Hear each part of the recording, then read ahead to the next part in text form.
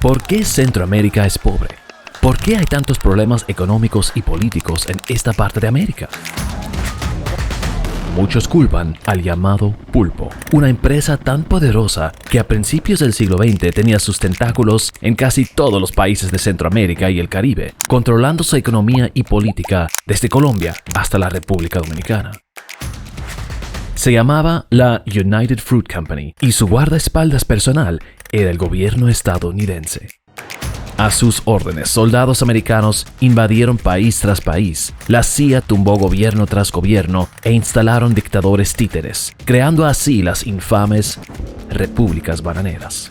Esta es la historia de cómo la United Fruit Company y el gobierno de los Estados Unidos conquistaron Centroamérica con bananas.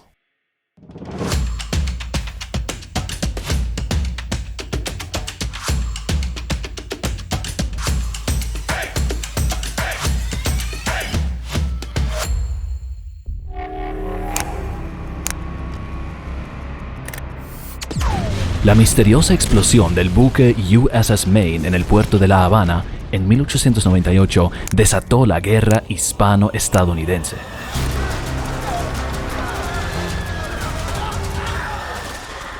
En los medios se presentó la guerra como un esfuerzo estadounidense de proteger a Cuba de la influencia imperial española, velando por su independencia, pero la razón real fue el control económico sobre Centroamérica. España perdió esta guerra a los pocos meses y con eso su dominio sobre Latinoamérica, un dominio que había comenzado con Cristóbal Colón.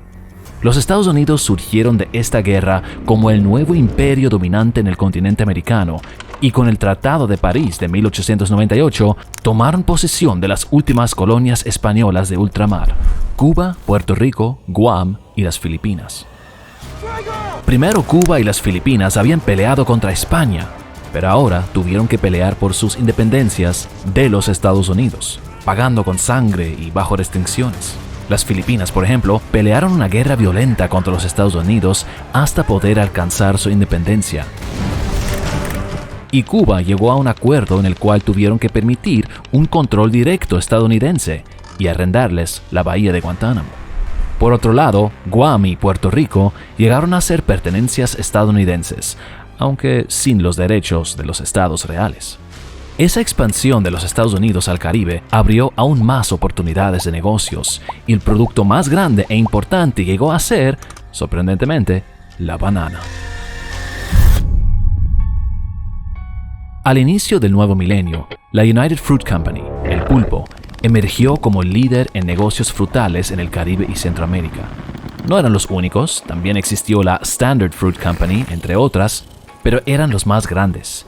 Tenían el monopolio sobre las bananas, un control que duró de entre 1899 a 1970. Pero el poder y el dinero vino acompañado de la crueldad. Como vendían las bananas baratas, tenían que minimizar los gastos en la producción para tener ganancias. En vez de usar las vías legales, a las fruteras les salió más barato sobornar a políticos para conseguir lo que necesitaban, fuese en Bogotá, Managua, Ciudad de Guatemala, Santo Domingo o hasta Washington. Aunque fue una bendición para algunos, esta corrupción fue especialmente dura para los obreros pobres. Para reducir los costos, la compañía controló las vidas de los trabajadores, mandando dónde podían vivir y qué comer. De hecho, muchas veces ni les pagaron con dinero, sino con vouchers que podían usar solamente en los establecimientos de la misma compañía. En otras palabras, en países como Colombia, Nicaragua, Guatemala, República Dominicana, Haití y otros, las fruteras introdujeron la esclavitud de nuevo. Y nada de eso fue un secreto. Actitudes xenofóbicas y racistas en los Estados Unidos eran prevalentes y dirigieron las relaciones externas políticas. Mientras que no sea en su propio país, a pocos les importaba que en algún lugar, lejos de Washington, personas consideradas inferiores por su color de piel, idioma y religión se estaban explotando. Y así surgieron las rebeliones anti-estadounidenses y antifruteras. Al inicio, las fruteras usaron mercenarios para controlar las rebeliones y protestas, u ordenaron a los mismos gobiernos corruptos resolver el problema ellos mismos. Pero muchas veces la solución más fácil fue tomar control del país entero e instalar sus propios títeres, muchos de los cuales llegaron a ser dictadores. Para eso necesitaban una fuerza militar inmensa y, para la sorpresa de nadie, el presidente Theodore Roosevelt de los Estados Unidos estaba más que dispuesto a ayudarles con las fuerzas navales y los marines. Roosevelt tenía varias razones para hacer esto, pero las bananas fueron la chispa. Bajo su gestión se estaba construyendo el Canal de Panamá, el canal que llegaría a ser el canal más importante del planeta después del Canal de Suez. Así, tener un control económico, político y militar en el Caribe fue de gran importancia. Ya tenían el control sobre Cuba, Puerto Rico y Panamá, pero le faltaba asegurar su dominio sobre los otros países, con más razón si le debían dinero.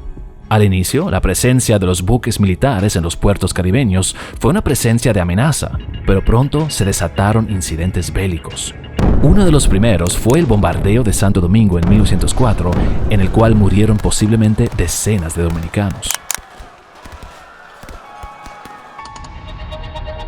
Un hecho interesante es que las guerras bananeras tuvieron lugar en este radio de Centroamérica, y la razón tiene que ver con el tiempo de maduración de las bananas. Solo si las bananas crecen en este área, podían llegar a Boston o Nueva York sin pudrirse. El término guerras bananeras es un término general usado para los varios conflictos que los Estados Unidos causaron en defensa de su soberanía económica en Centroamérica y el Caribe. Se puede decir que las guerras duraron de Roosevelt a Roosevelt, los dos presidentes estadounidenses con el mismo apellido, pero agendas diferentes, aproximadamente desde 1904 a 1934. En estas 3 décadas, Centroamérica y el Caribe vivieron guerras, invasiones, intervenciones y masacres que hoy son parcialmente olvidadas. No podemos detallar todos los eventos porque son tantos. Cada país vivió su propia historia y las rebeliones antiestadounidenses son parte del legado de cada país centroamericano, de su política, su sociedad y su arte. Pero mencionemos unos cuantos de los más destacados, ya que estos llegaron a ser el fundamento político moderno para muchos de estos países. Panamá solía ser parte de Colombia, pero fue por la intervención estadounidense que lograron finalmente separarse en 1903. Eso le dio a los Estados Unidos el control sobre la zona del canal y facilitó la exportación de bananas desde la misma zona. En 1927 surgió Augusto César Sandino, quien llegó a ser un héroe en Nicaragua, un ícono revolucionario en Centroamérica y un bandido para los Estados Unidos. Su lucha guerrillera contra los estadounidenses llegó a ser tan legendaria como su sombrero, y el término sandinista sigue teniendo un impacto en la sociedad nicaragüense moderna. En 1914, la Primera Guerra Mundial agravó las guerras bananeras, ya que aparentemente Alemania estaba considerando tomar posesiones en Latinoamérica. De hecho, los alemanes controlaban el 80% de la economía haitiana y el Imperio Alemán mandó buques de guerra para proteger a los colonos alemanes. Tener alemanes tan cerca del Canal de Panamá le preocupaba a los Estados Unidos y en 1915 invadieron, expulsaron a los alemanes y ocuparon Haití por 20 años. Historiadores estadounidenses estiman que alrededor de 15,000 combatientes y civiles haitianos fueron masacrados, violados, torturados y quemados vivos por los marines. Historiadores haitianos citan números de hasta 30,000. Alemania además estaba tratando de tener más influencia en México, apoyando, entre otros, a Pancho Villa. Esto y otras circunstancias motivaron las incursiones estadounidenses en México. Son eventos no directamente relacionados a las bananas, pero surgieron del mismo contexto y son incluidos por historiadores en las guerras bananeras. El incidente de 1904 fue solo una de varias incursiones iniciales. En 1914 bombardearon de manera similar a Puerto Plata y en 1916 invadieron la República Dominicana y la ocuparon por unos 8 años. Tomaron control del gobierno y las aduanas y así la exportación de las bananas, el café y el azúcar. La razón, como todas, fue económica, aunque los mismos infantes marines creían que se trataba de proteger la isla de los alemanes. La invasión fue sangrienta y violenta desde el inicio, gracias a la potencia de fuego superior de los marines. Las milicias dominicanas solo tenían pistolas, mosquetes y machetes, pero los marines tenían una nueva arma devastadora, la ametralladora. La ocupación en ambos lados de la isla es recordada como extremadamente racista, lo que resultó en masacres y matanzas solo en base de color de piel. De hecho, algunos marines incluso lo vieron como una cuestión de orgullo el matar a tantos haitianos y dominicanos como fuese posible, con la esperanza de que luego fueran enviados a Europa para matar alemanes. La ocupación de 1916 es una historia trágica que debe ser contada más completa en otra ocasión. Se dice que la United Fruit Company básicamente compró a Guatemala. A cambio de concesiones, la compañía financió el gobierno del presidente Cabrera y efectivamente controlaban su infraestructura, los ferrocarriles, hospitales, puertos y líneas de telégrafo. El país de Guatemala fue, por decirlo así, una subsidiaria de la United Fruit Company. Todo esto llegó a un punto crítico a comienzos de los 50, cuando la United Fruit Company ayudó a derrocar al presidente Juan José Arévalo. En su lugar surgió Juan Arbenz Guzmán, pero Arbenz intentó deshacerse del poder del pulpo.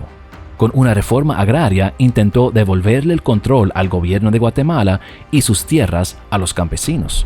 Esto no le cayó bien ni a la United Fruit Company ni al gobierno estadounidense. Así, la CIA organizó, financió y dirigió la infame Operación PB Success para tumbar el gobierno de Arbenz. Pintaron a Arbenz de comunista y con el apoyo militar de la malvada trinidad de dictadores, Anastasio Somoza de Nicaragua, Marcos Pérez Jiménez de Venezuela y Rafael Trujillo de la República Dominicana, invadieron a Guatemala, derrocando a Arbenz. En 1928 surgieron huelgas en el municipio de Ciénaga, en el departamento de Magdalena, con los trabajadores en varias plantaciones bananeras demandando condiciones que fueron inaceptables para la frutera. ¿Una semana laboral de 6 días? ¿Trabajar solo 8 horas al día? Y ser pagados. ¡Qué frescos esos trabajadores! La frutera se negó a un acuerdo y ordenó al gobierno colombiano de resolver la situación, o esperar una intervención estadounidense. El ejército colombiano intervino violentamente. No se sabe cuántos fueron los que murieron. Los periódicos reportaron inicialmente 100 y la embajada estadounidense estimó alrededor de 1000. El autor Gabriel García Márquez estimó que fueron unos 3000. La verdad es que nunca se sabrá. Se dice que los cuerpos fueron arrojados al mar. Algunos culpan los problemas modernos políticos y económicos de Latinoamérica a las guerras bananeras. Eso es parcialmente justificado, aunque no enteramente, ya que muchos de esos problemas ya existían antes de la llegada de las fruteras y los marines. La corrupción, por ejemplo, siempre había sido un problema. Las fruteras solo se aprovecharon de ello. Pero también hubo sus lados positivos. Aunque mucho de eso fue para su propio beneficio, tanto las fruteras como las fuerzas estadounidenses construyeron carreteras, puertos, vías férreas, llevaron electricidad y agua potable a áreas lejanas, entrenaron policías y bomberos, establecieron sistemas educativos, organizaron elecciones e introdujeron la democracia. Los gobiernos que dejaron atrás no siempre fueron de los mejores, pero es justo decir que ayudaron a introducir estos países al siglo XX. También es importante notar que no todos los marines toleraron la crueldad que vieron a sus compañeros hacer y defendieron a las víctimas, llevando a los culpables a la justicia cuando se podía. Y hoy los incidentes en Haití y República Dominicana son enseñados en el entrenamiento como ejemplos de lo que no debe ser. Si las rebeliones y guerras no fueron suficientes, existía otro enemigo, uno que no respetaba bandos y que solo tenía una meta: destruir todas las bananas. Fue registrado primero en Panamá y es de ahí que tiene su nombre, la enfermedad de Panamá, provocada por un hongo que ataca las raíces de algunas variedades de banano, en particular la Gros Michel. Como todas las Gros Michel son efectivamente clones que perdieron su defensa natural, todas fueron susceptibles a este hongo y la enfermedad comenzó a arrasar con todas las bananas en Centroamérica. Así, para 1930, la United Fruit Company estaba enfrentando no solamente guerras y rebeliones en sus plantaciones, sino un hongo que estaba exterminando sus productos.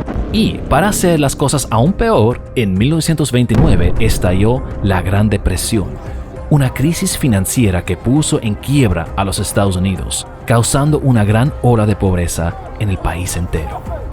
Para la década de los 1930, el continente entero de América se vio envuelto en numerosas guerras, rebeliones, una epidemia destruyendo todas las bananas y una crisis financiera arrasando con el mundo. Y en la República Dominicana, el dictador Trujillo inició su régimen de terror. No había manera de que la cosa se pusiera aún peor. O quizás sí.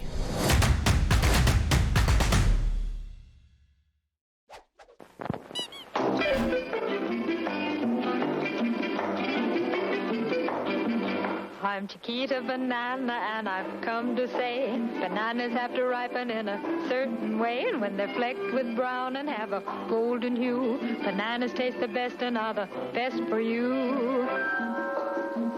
Bananas are a solid food that doctors now include in baby's diet, and since they are so good for baby, I think we all should try it. See, see, see, see. C'est la banane! Miam, miam!